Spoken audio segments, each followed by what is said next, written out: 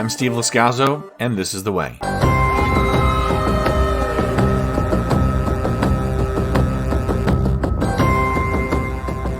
Thank you for listening to the January 2025 This is The Way podcast Star Wars News Update. This is the first news update of the new year, and the first since our coverage of Skeleton Crew ended.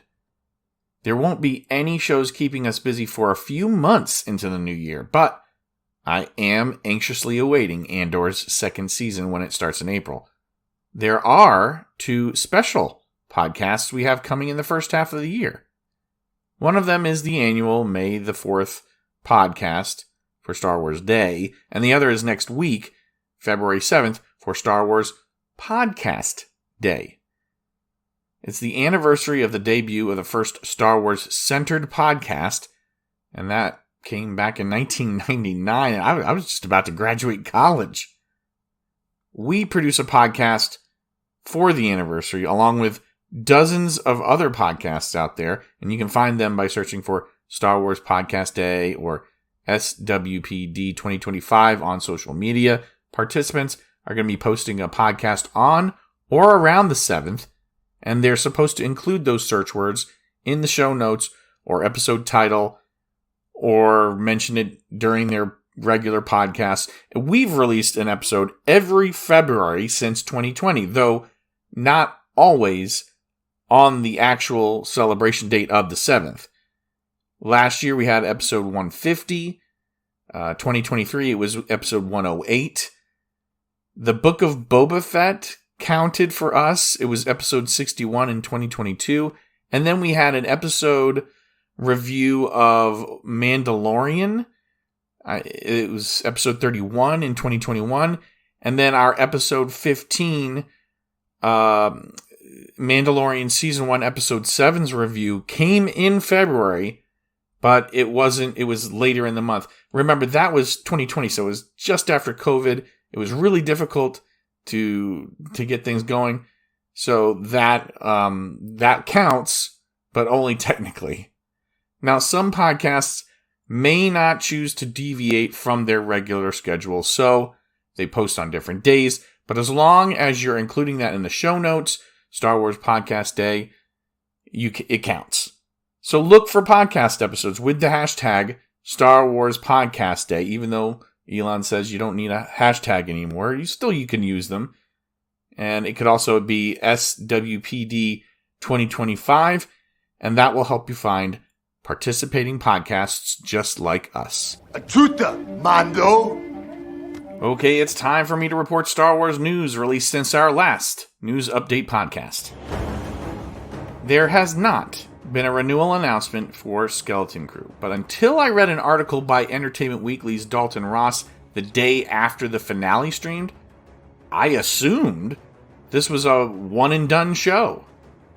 Ross asked what the future of the story would be, and John Watts, the showrunner, gave an evasive answer because he says Christopher Ford is in Oakland, and he is in New York, and the people that make the show are in LA, and they're dealing with much more important things right now because of those wildfires and everything, the cleanup and everything. But Ross followed up by asking, well, do you have season 2 outlines and scripts? Watts told him, we have ideas in our heads for sure. We are waiting to find out what everyone else thinks, but we've always had an idea of where this could go, even before we made the first season. So there's lots of potential out there, and I hope everyone sees that. That's a quote. And that's great news for people like me who enjoyed the show. Watts also commented on how that would work, since, most of the kids are right at that age where puberty is going to hit them. He indicated it's all part of the plan, that they've thought of that. They would probably treat the passage of time as it does in the real world. So the kids would experience the newly open galaxy as they are developing and maturing. Yeah, you're probably right. It would be great to get a second season, in my opinion, but we are getting a second season of Andor already, and it's the only other live-action Star Wars that is set to come our way in 2025. Of course, Season 2 is going to be it, because it's going to run right into the Rogue One story, right? There are 12 episodes expected, so about 3 months of high-quality television from April to June, but there could be some double episode release dates. Disney Plus doesn't dump all episodes at once. Binge watchers don't like that, but they happen to be a big part of the audience, and this is no small point of contention for friends of this podcaster. It turns out I'm one of the few that likes having something to look forward to every week. Most people I talk to about Star Wars television, well, at least in person, would rather just run through full seasons, just like in the Netflix model. The 12 episodes are going to be broken up into 3-episode arcs, and since Andor's first season all supposedly took place 5 years before Rogue One, that means the last 4 arcs are going to represent a year's time. The last episode of the show is supposed to lead into Rogue One, just like Rogue One led into A New Hope. The transmission we received. What is it they've sent us? Hope. Star Wars Visions Season 3 is also set to debut in 2025. Now, this is an anime show, so it's animated, and This Is the Way podcast did cover each of the episodes of the first season individually, but not the second. At least not yet, but probably not. There's also going to be a second half to Season 2 of the Young Jedi Adventures. That is a much younger targeted animated show. Parents of young children, though, should note there is some controversial stuff concerning representation in the show. So if you have an issue with how Disney sometimes puts their message forward, then you may want to be careful. Some parents may welcome that. But for those that don't, that is definitely something that you have to consider. Uh-oh. It's not good. There's another story that's been making the rounds lately, and it concerns reported streaming numbers for the show The Acolyte. I'll be honest, I was not going to include even a mention of this story because at first, it's just a third party estimating streaming numbers. This is not even like Nielsen in the days before cable television. Apparently, a company called Luminate says The Acolyte was the second most streamed show on Disney Plus in 2024. Now, Disney knows the real numbers, not estimates, and still canceled the show. That should be the end of the discussion, but Luminate does not share how it collects its data, so you just have to trust them. Never mind that. The issue is Disney is a business. Yes, they love to put out their message, they have their politics, but they will absolutely sacrifice their principles for money. If Disney can push a message and still make money, of course, they're going to do that. Luminate's claims that it was the second most streamed show on Disney Plus is a problem for a couple of reasons. Lots of views does not equal good. Okay, but even if it's not good and it got a lot of views, that's a good thing, right? Views per dollar spent is a much more accurate way to judge things. Let's take the number one streaming show, according to Luminate, as an example. Because The Acolyte wasn't number one. Remember, it was number 2. The average cost for the number 1 show per episode, Percy Jackson, the Percy Jackson series, $12 to $15 million per episode. That's a lot of money.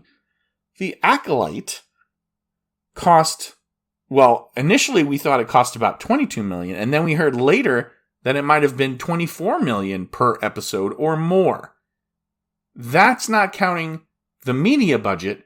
That's just counting the production money or the reported production budget. The Acolyte was much more heavily marketed, and that factors in. And listen, I hate to break it to the Acolyte apologists out there, but it is hilarious to me when they're posting about how it shouldn't have been canceled. Listen, Yeah, I know it was terrible Star Wars. You may not think so. It's undeniable that Disney considers it terrible business. Disney has a vested interest in this story getting out there.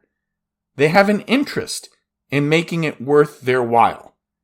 But they also have an interest in staying quiet.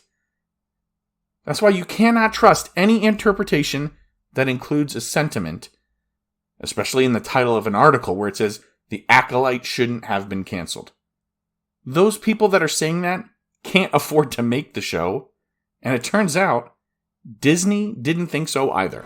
I have waited a long time for this moment. Moving to movies, the Mandalorian and Grogu movie has the earliest release date of any in development, May 22nd of 2026. That's right. Nothing is set for 2025. The movie is reportedly finished filming, and details are going to start to emerge as we get closer and leaks start to occur. But remember, not every rumor turns out to be true, like Han Solo dying in Force Awakens. Nerdist claimed Max von Sydow's character of Lor San Tekka was an old Boba Fett. StarWarsNews.net didn't seem to think that Donald Gleason was going to be General Hux. They thought he was going to be Major Tarkin. And they also thought a beard that he wore during a Universal Studios promotional event meant he was related to Obi-Wan Kenobi. So I point those things out because there is a prevailing rumor that a character from the Clone Wars will be the villain in the Mandalorian and Grogu movie. Embo. Who is Embo? Well, you would know him if you saw him, I guess. If you saw the Clone Wars, at least. This is a character who interacted with Anakin, Hondo Ohnaka, Ahsoka Tano. Maybe that's starting to jog your memory a little bit. But he is supposed to be the main antagonist of the Mandalorian and Grogu movie. Grain of salt, right? There are rumors about other movies in development as well. Ryan Gosling is rumored to have a part in the Sean Levy movie that is not supposed to connect to the Skywalker saga at all. Sharmeen Obaid Chinoy's new Jedi Order movie is supposed to tie in, of course, because Rey is set to be the lead. And then at one time, Damon Lindelof was involved. Now, writer-director George Nolfi is supposed to be writing the script. Now, who is that? He's got a short resume with movies like The Adjustment Bureau and Ocean's 12. But The Bourne Ultimatum is a movie that he worked on. And he's not the only one to write on that project. Tony Gilroy worked on that script as well. So, if anything, that association alone interests me because Gilroy did a lot of work on Rogue One and created Andor, and I feel like there are writers on the Andor show that might be more qualified than Nolfi, but if you're telling me that somebody who worked with Gilroy is going to be writing the movie, that does make me a little bit more excited than any of the other people that we've heard about, right? And, I mean, he worked with Topik. Topik. Star Wars gamers. Do you play Destiny 2? Well, as part of the conclusion of the Destiny 2 The Light and Darkness saga, 3 classes are going to receive new sets of armor that are inspired by soldiers of the Galactic Empire. This is according to a live stream, the Destiny 2 Heresy Act 1 developer live stream, where it was revealed there is going to be a Stormtrooper-inspired Titan-class armor, Death Trooper-inspired Hunter-class armor, and the Warlock class will get inspired armor from Imperial Guard. That's the red kind of garb, and then the Death Trooper is obviously going to be black, and then the Stormtrooper Titan class is going to be all white. And they do look, I looked at the live stream, they look a lot like Star Wars armors. Now, there's not going to be any story, or it's not going to tie into the Star Wars canon in any way. It's just a fun way for Lucasfilm to get their hands on another property without directly affecting Star Wars canon. When will that content be available, you ask? Well, it should be available, as of the recording of this podcast, next week, February 4th, 2025, as part of the release of Destiny 2 Heresy. Our next collaboration is inspired by a universe that's loved by so many of us here at the studio, Star Wars. That franchise recently just celebrated its 10th anniversary with the release of the original game, and now Bungie, who is the developer of that game, seems to be branching out and touching a little bit of Star Wars. Let's get to it. From DLC to a remaster, Jedi Power Battles launched January 24th. The remaster, of course, on modern consoles, and it was more than just a little update. They have Jar Jar Binks as a playable character, and he joins non-Force users like Queen Amidala and Captain Panaka in the game. There's also the newly available Sith Lord Darth Maul that you can play as. None of those were available playable characters in the original. Jedi Power Battles is also part of a prequel pack of games that got the remaster treatment. There's Star Wars Racer, which is a podcasting game, or a pod racer game, Republic Commando, and then there was Bounty Hunter. So it's an old game being remade. But then there's Bit Reactor's new real-time strategy game in development, and it is rumored that there will be an unveiling at this year's Star Wars Celebration, which will take place later this year in Japan in April. StarWarsNews.net points out that while this rumor comes from a so far reliable source in the gaming industry, no other sources or comments from Bit Reactor corroborate this. Fans of RTS games haven't had a new entry in the Star Wars brand since games like Empire at War and Galactic Battlegrounds, and then going way back, Force Commander. Here's the new Star Wars Death Star space station that you put together. Action figures each sold separately. Collectors. Let's start with announcements from Hasbro concerning the Vintage Collection. I just got off the Hasbro Pulse website. There's a pack of 4 B-1 battle droids coming. That'll give your Clone Wars era collectibles some characters to dismantle, I guess. They have removable backpacks, droid antennas, blaster rifles for each figure. So at about $54.99, that makes it about $13.75 per figure, and that doesn't account for shipping. There is a Mandalorian Super Commando. You'll have to buy a bunch of those if you want to recreate the squad that supported Darth Maul, that, you know, the one that helped him take over Mandalore for a short time. He killed Bo-Katan's sister Satine and took it over. They've got a red and black coloring scheme on their armor and horns on the Mando helmets. Each of those characters that you buy, if you buy a whole bunch of them, will come with a couple blasters and a jetpack. But again, these are the faceless Mandalorian Super Commandos. There is a Vintage Collection 3-pack of Heir to the Empire figures currently available as an exclusive and in pre-order, set to ship on May 1st. So there's a Grand Admiral Thrawn, Captain Pelion, and Joruus C'baoth.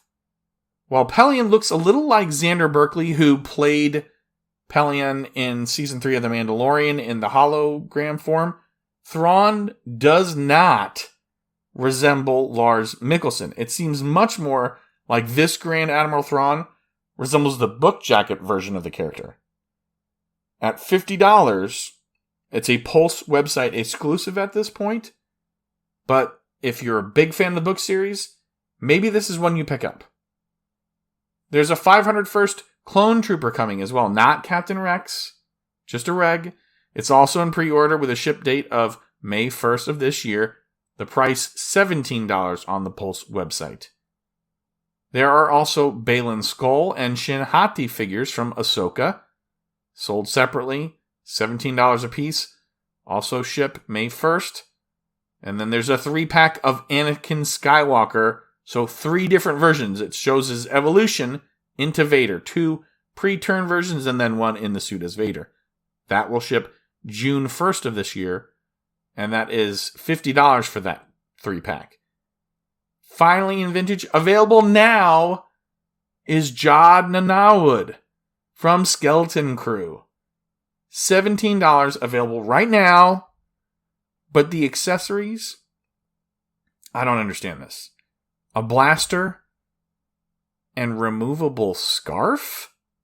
Come on now, guys. You don't give him the lightsaber? Or I don't know. Removable scarf. It seems like they're scraping the bottom of the barrel. And this is the first character that we have from Skeleton Crew in action figure form. That's not a Jedi thing. All right, let's move to the Black Series. Nice new additions there. There's a Clone Wars Anakin Skywalker and Captain Rex, both from the Ahsoka World Between Worlds sequence. I almost didn't mention it, because on the Hasbro Pulse site, they're already both sold out.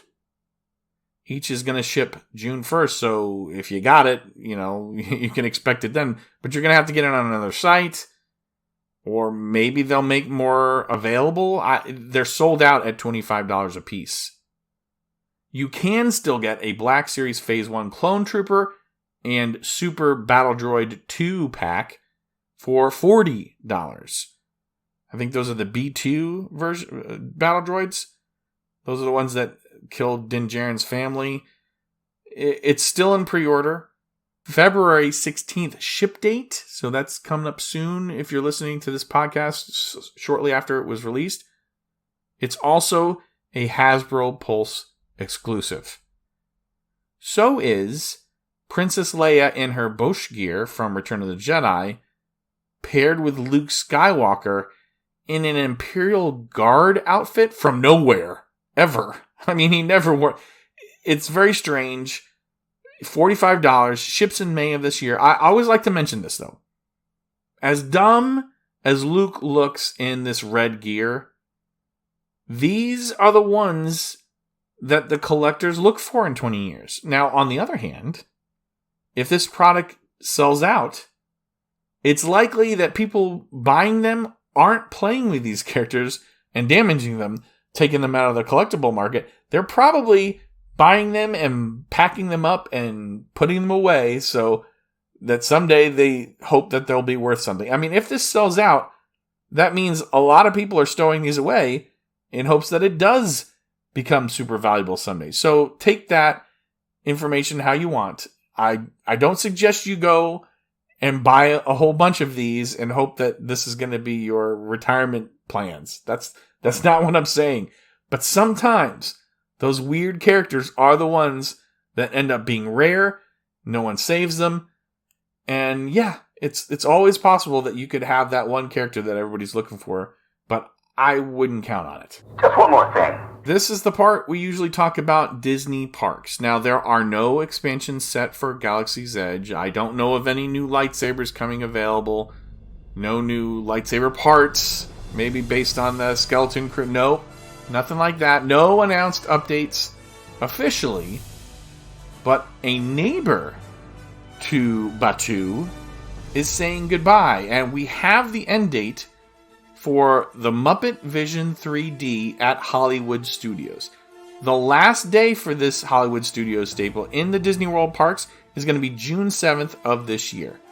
So if you've visited the park, you know that if you're going from that Muppet Vision side, it's like a cityscape, right? And then it goes to the tunnel and you go underneath. Well, that area was opened May of 1991.